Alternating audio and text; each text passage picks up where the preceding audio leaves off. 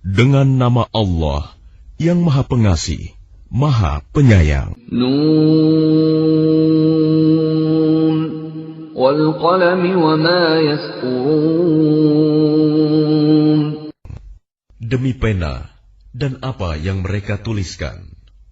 Dengan karunia Tuhanmu, engkau Muhammad bukanlah orang gila, dan sesungguhnya engkau pasti mendapat pahala yang besar, yang tidak putus-putusnya. Dan sesungguhnya engkau benar-benar berbudi pekerti yang luhur. Maka kelak engkau akan melihat, dan mereka orang-orang kafir pun akan melihat, siapa di antara kamu yang gila.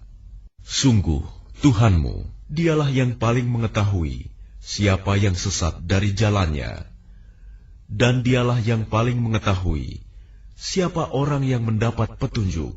Maka janganlah engkau patuhi orang-orang yang mendustakan ayat-ayat Allah.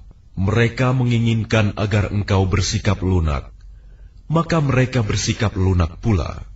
Dan janganlah engkau patuhi setiap orang yang suka bersumpah dan suka menghina, suka mencela, yang kian kemari menyebarkan fitnah, yang merintangi segala yang baik, yang melampaui batas dan banyak dosa, yang bertabiat kasar.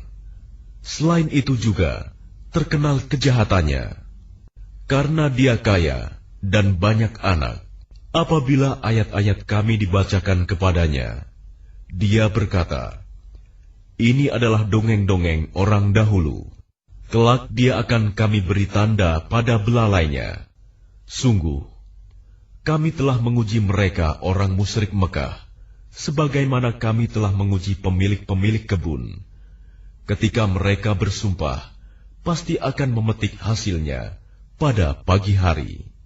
Tetapi mereka tidak menyisihkan dengan mengucapkan, Insya Allah. Lalu kebun itu ditimpa bencana yang datang dari Tuhanmu ketika mereka sedang tidur. Maka jadilah kebun itu hitam, seperti malam yang gelap gulita.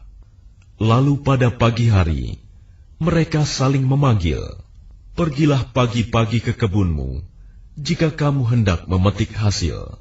Maka mereka pun berangkat sambil berbisik-bisik, "Pada hari ini, jangan sampai ada orang miskin masuk ke dalam kebunmu." Dan berangkatlah mereka di pagi hari dengan niat menghalangi orang-orang miskin, padahal mereka mampu menolongnya. Maka ketika mereka melihat kebun itu, mereka berkata, "Sungguh, kita ini benar-benar orang-orang yang sesat. Bahkan kita tidak memperoleh apapun." Berkatalah seorang yang paling bijak di antara mereka, "Bukankah aku telah mengatakan kepadamu, mengapa kamu tidak bertasbih kepada Tuhanmu?" Mereka mengucapkan, "Maha suci Tuhan kami. Sungguh, kami adalah orang-orang yang zalim." Lalu mereka saling berhadapan dan saling menyalahkan. Mereka berkata, "Celaka kita! Sesungguhnya kita orang-orang yang melampaui batas. Mudah-mudahan Tuhan memberikan ganti kepada kita dengan kebun yang lebih baik daripada yang ini. Sungguh, kita mengharapkan ampunan dari Tuhan kita. Seperti itulah azab di dunia, dan sungguh, azab akhirat lebih besar sekiranya mereka mengetahui. Sungguh, bagi orang-orang yang bertakwa, disediakan surga yang penuh kenikmatan di sisi Tuhannya. Apakah patut kami memperlakukan orang-orang Islam itu seperti orang-orang yang berdosa, orang kafir? Mengapa kamu berbuat demikian? Bagaimana kamu mengambil keputusan? Atau apakah kamu mempunyai kitab yang diturunkan Allah yang kamu pelajari? Sesungguhnya kamu dapat memilih apa saja yang ada di dalamnya. Atau apakah kamu memperoleh janji-janji yang diperkuat dengan sumpah dari kami, yang tetap berlaku sampai hari kiamat, bahwa kamu dapat mengambil keputusan sekehendakmu? tanyakanlah kepada mereka, siapakah di antara mereka yang bertanggung jawab terhadap keputusan yang diambil itu? Atau apakah mereka mempunyai sekutu-sekutu? Kalau begitu, hendaklah mereka mendatangkan sekutu-sekutunya, jika mereka orang-orang yang benar. Ingatlah pada hari ketika betis disingkapkan, dan mereka diseru untuk bersujud. Maka mereka tidak mampu. Pandangan mereka tertunduk ke bawah, diliputi kehinaan. Dan sungguh, dahulu di dunia, mereka telah diseru untuk bersujud waktu mereka sehat, tetapi mereka tidak melakukan.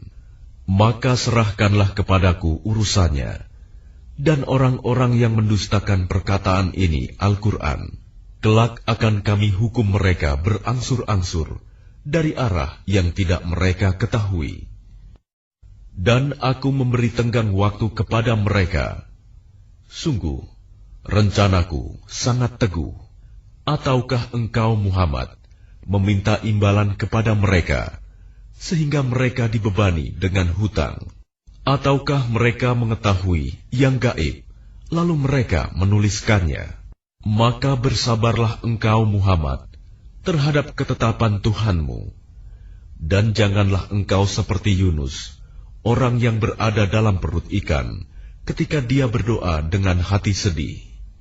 Sekiranya dia tidak segera mendapat nikmat dari Tuhannya, pastilah dia dicampakkan ke tanah tandus, dalam keadaan tercela. Lalu Tuhannya memilihnya, dan menjadikannya termasuk orang yang saleh.